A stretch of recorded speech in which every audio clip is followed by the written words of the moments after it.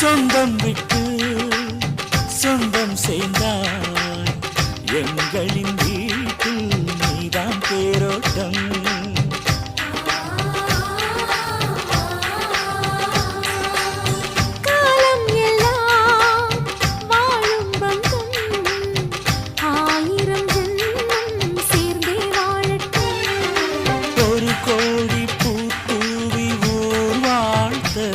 அண்ணன் ஒரு சொட்டு கண்ணீரில் தான்